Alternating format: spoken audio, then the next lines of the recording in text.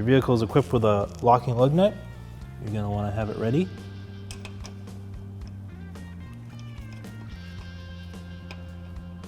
Get it to fit on there. These are 19 millimeter. Take our breaker bar, loosen them up, about half a turn. Once you've loosened your lug nuts, raise and support your vehicle. We're going to use a lift for this, so it'll make it easier for you to see what we're doing. But you can do this on jack stands in your driveway. These are pretty loose now. I'm going to take my socket in my hand and undo them with my hands. And I'm doing the last one.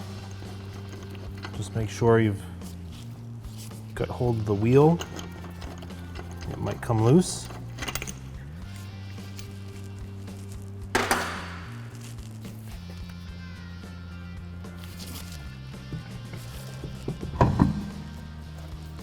This one came off pretty easy. To remove the shock, I'll start with the upper bolt. This is a shouldered bolt that goes all the way through into the body. You can kind of feel it up in here. I'm gonna spray it with some rust penetrant. I'm gonna use a 17 millimeter socket and a breaker bar. Push it up.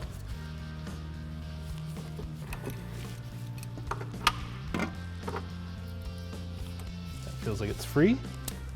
I want to loosen the bottom bolt so the shock stays in place, it doesn't fall out on me.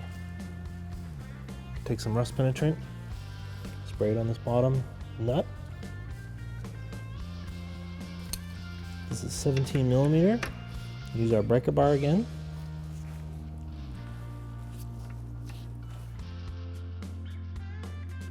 I'm going to switch to a ratchet now it's loose. Now with it loose but the nut still on, I'm going to take a pry bar and make sure it's free.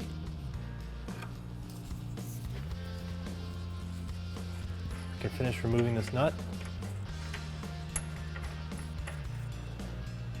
Take the pry bar again.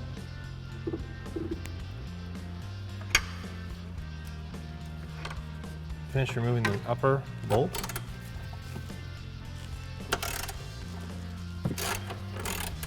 Sometimes you have to pull out as you're ratcheting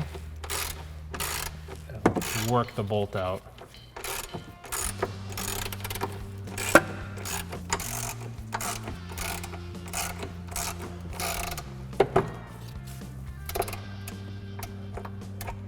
Okay. I'm going to try to compress this a little bit. Just push it. I'm just going to go down like this. And I'm going to reach down to the bottom. It's already loose. I'm going to reach down to the bottom. It's already loose. If it doesn't want to come off, grab my pry bar again.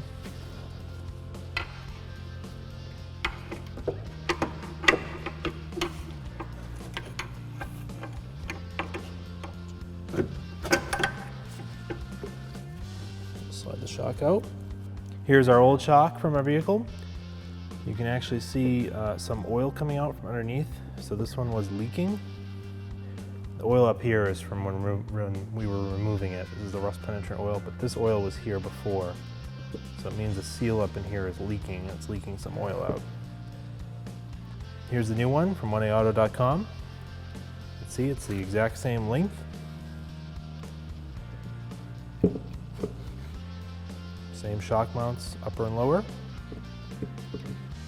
Similar dust cover. This should fit great and give you a good ride.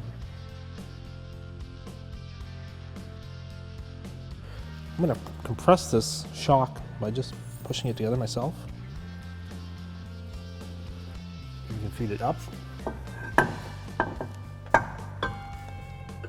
It's set on the lower mount, and we'll just let it will just expand on its own.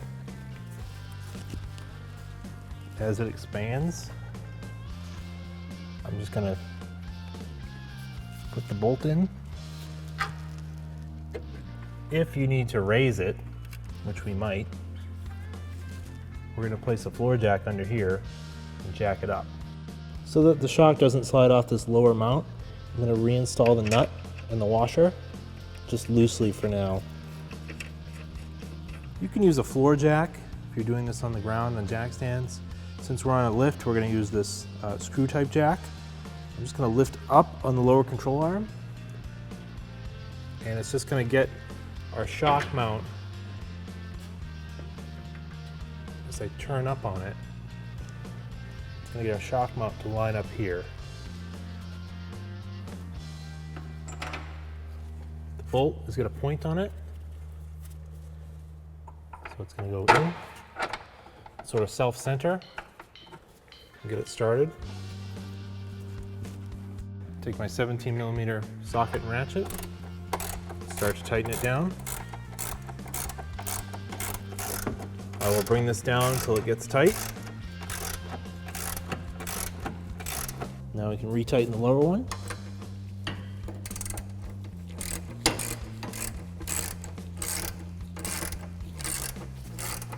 So just make sure you torque the shock with the vehicle at ride height so the suspension is loaded. Torque the top bolt to 47 foot-pounds. The lower nut to 47 foot-pounds. Reinstall the wheel.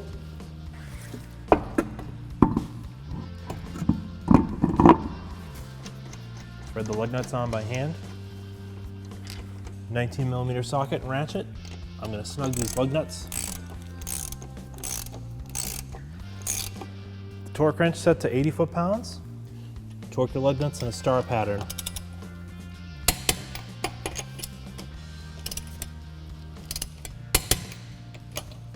Thanks for watching.